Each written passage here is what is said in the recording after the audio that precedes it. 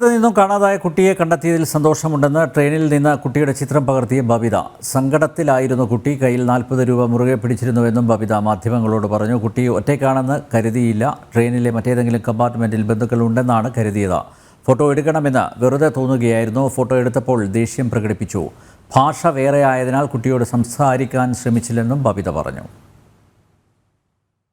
ഒരു gloomy face ആയിരുന്നു കുട്ടിയുടെ. പിന്നെ ഒറ്റയ്ക്കാണെന്ന് പെട്ടെന്ന് മനസ്സിലായില്ല. കാരണം ഞങ്ങളുടെ കമ്പാർട്ട്മെന്റിൽ നിന്ന് വേറെ കുറച്ച് ഭാഷ സംസാരിക്കുന്നവരുണ്ട്. ഞങ്ങൾ കരുതിയത് കുട്ടി കരഞ്ഞിരിക്കുന്നത് അവരിൽ നിന്നും പിണങ്ങി മാറിയിരിക്കുന്നെന്നാണ്. അതായത് സ്വപ്നത്തിൽ പോലെ വിചാരിച്ചില്ല കൊച്ചങ്ങനെ ഒറ്റയ്ക്ക് വീട്ടിൽ നിന്ന് ഇറങ്ങി വന്നതാണെന്നോ. എനിക്ക് തോന്നി ഒന്ന് വെച്ചിരിക്കാന്ന് തോന്നി. ചിലപ്പോൾ എന്തെങ്കിലും ആവശ്യം വന്നാലോ അങ്ങനെ ചുമ്മാ വെറുതെ എടുത്ത് വെച്ചിരുന്നതേ ഉള്ളൂ. അല്ലാതെ പിന്നെ വാർത്ത കണ്ടപ്പോൾ അറിഞ്ഞ കുട്ടിയെ കാണാതായിരുന്നു. അല്ലാതെ അതിന് മുന്നേ ഒരു സൂചന പോലും കിട്ടിയില്ല. അല്ലെങ്കിൽ ഞാൻ ഉടനെ അറിയിക്കുമായിരുന്നു. രാവിലെയാണ് അറിയുന്നത്.